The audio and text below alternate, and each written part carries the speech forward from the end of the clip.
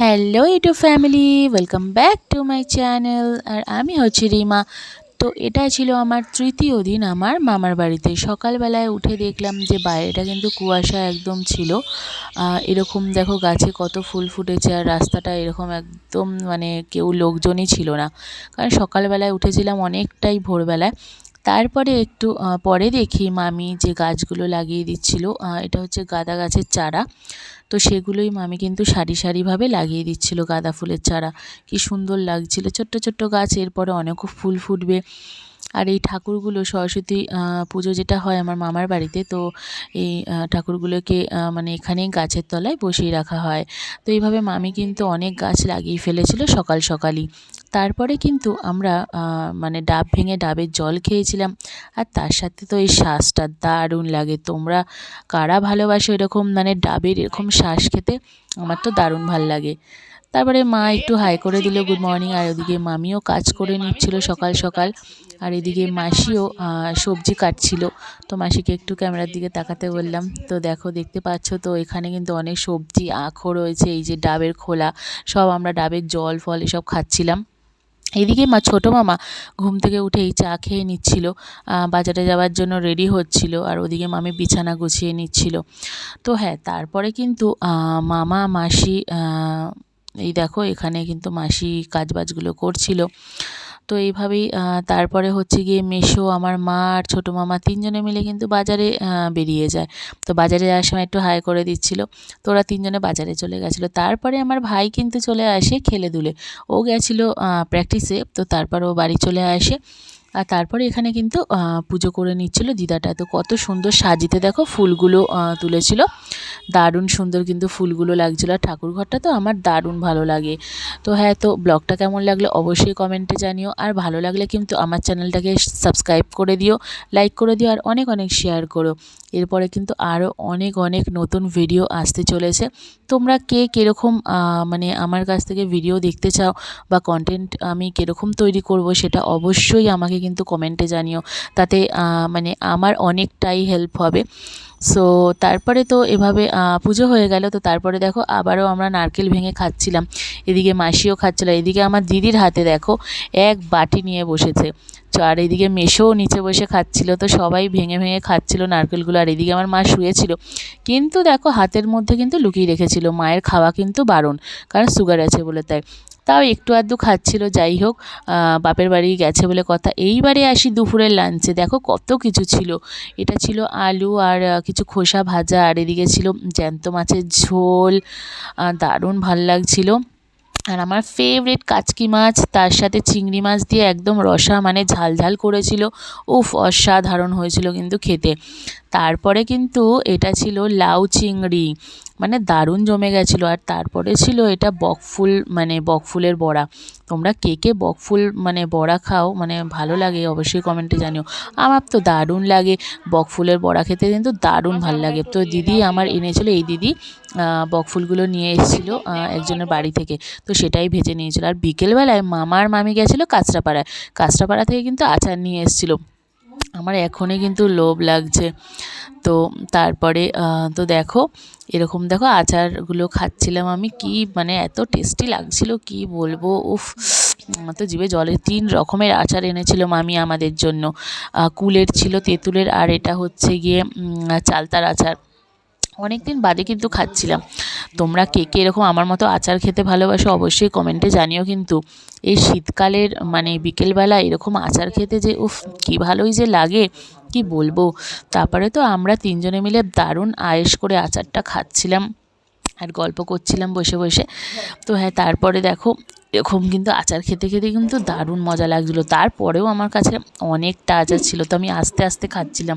এদিকে আমার দিদি তো মনে হচ্ছিলো এমনভাবে খাচ্ছে না প্লেটটাই পুরো সাফ করে দেবে ও। আর এদিকে মামিরও খাওয়া শেষ, মামি বলছে এরপরে ভিডিও করলি। যাই হোক, তো তারপর আমরা খেয়ে দিয়ে আমি আমার দিদি দুজন মিলে কিন্তু বেরিয়ে পড়ি ঘুরতে বিকালের দিকে। তো আমরা যাচ্ছিলাম সেদিনকার গ্রামের দিকে। অ্যাকচুয়ালি আমার গ্রামটাই এক্সপ্লোর করার ছিল। সো আমি আমার দিদির সাথে চলে যাচ্ছিলাম, কারণ আমি তো কিছু চিনি না, আর ওই আমাকে নিয়ে যাচ্ছিল। অ্যাকচুয়ালি ওর গ্রামের পথে ওদিকটাতে শ্বশুরবাড়িও আছে, তাই আমি ভাবলাম যে ওখানে গ্রামটাও আমি এক্সপ্লোর করে নেবো, কোনো দিন তো আমি যাইনি। তাই তো এরকম করতে করতে তো আমরা দুজনে মিলে কিন্তু চলে যাচ্ছিলাম। তো সেদিনকার এই আউটফিটটা পরেছিলাম, ভাগ্যিস ভালো আমি এই সোয়েটারটা নিয়ে গেছিলাম, কারণ ওখানে অলরেডি অনেক ঠান্ডা পড়ে গেছিলো, অনেকটাই। তো হ্যাঁ, তো দেখো দেখতেই পাচ্ছ যে রাস্তাঘাটটা কত সুন্দর, আর চারিদিকটা কিন্তু পুরো গ্রিনারি, চারিদিকটাতে একদম সবুজে ভরা। তো আমার এরকম জায়গা কিন্তু ভীষণ প্রিয়, আর আমার মামার বাড়ির জায়গা তো অবশ্যই। তো দুই বোন মিলে হাত ধরে ধরে দুজনে মিলে কিন্তু গ্রামের ভেতরে চলে যাচ্ছিলাম। এদিকে যেতে যেতে দেখি পেয়ারা বাগান, অনেক কিছু বাগান। তো তারপরে দেখো ফাইনালি একজনের মানে গ্রামের ভেতরে ঢুকে গেছিলাম। তো এই বাড়িটা চলে আসলাম এখানে। তো এই বাড়িতে এসে দেখি যে এখানে দেখো মাটির বাড়ি, আবার টালির যেরকম হয় আর কি। আর এদিকে কিন্তু অনেক মানে ছাগল ছিল, মানে এরকম আর কি ওরা পোষে।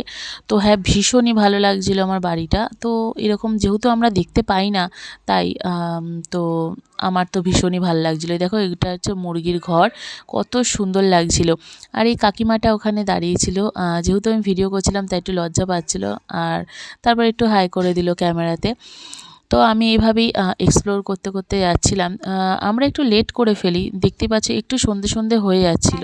যদি আমরা তাড়াতাড়ি যেতাম হয়তো আরও একটু এক্সপ্লোর করা যেত। তো সবাই কিন্তু ওখানে চলে আসছিল। তো যাই হোক, তো তারপরে আমি কিন্তু ঘুরে ঘুরে দেখছিলাম। আমার তো ভীষণ ভালো লাগে এরকম জায়গা, মানে কাঁচরাপাড়ায় আমার মা বাড়ি যেখানে, তার থেকে অনেক কিলোমিটারই দূরে ছিল। তো এরকম একটা যে জায়গা আছে সেটা আমি সত্যি এতটা দিন মানে আমি জানতাম না। তো এখন গিয়ে যখন গেছি, তো আমার তো বেশ ভালো লাগছিল, আমি খুব এনজয়ও করছিলাম। আর দেখো কি সুন্দর এই যে ছাগলছানা, কি ছোট্ট ছোট্ট বাচ্চা।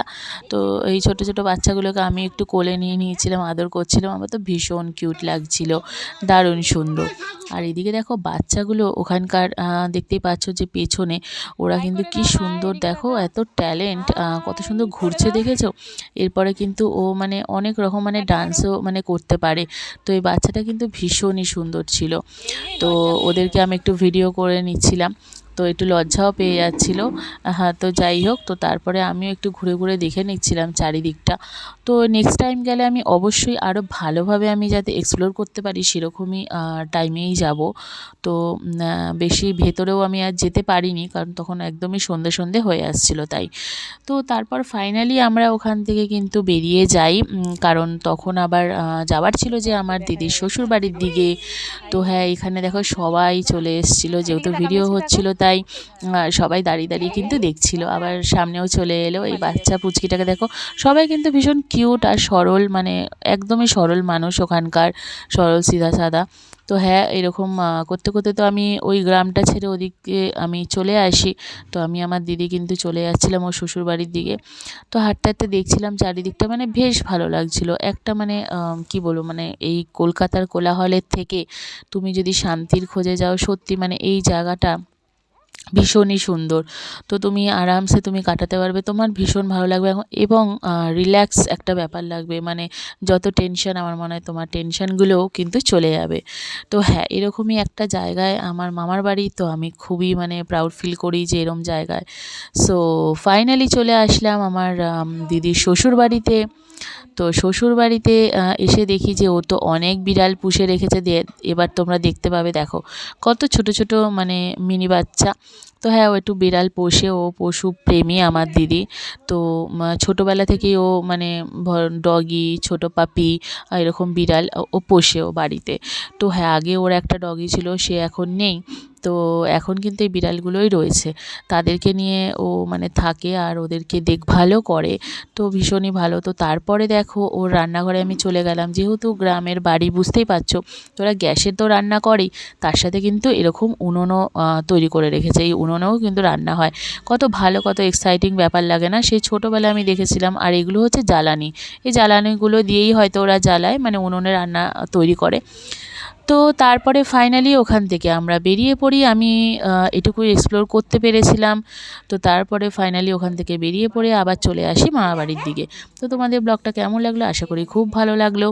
দেখা হবে আবার এরকম কোনো ব্লগ নিয়ে। সো তার জন্য আমার সাথে থেকো আর আমাকে ভালোবাসা দিও, অনেক অনেক ভালোবাসা।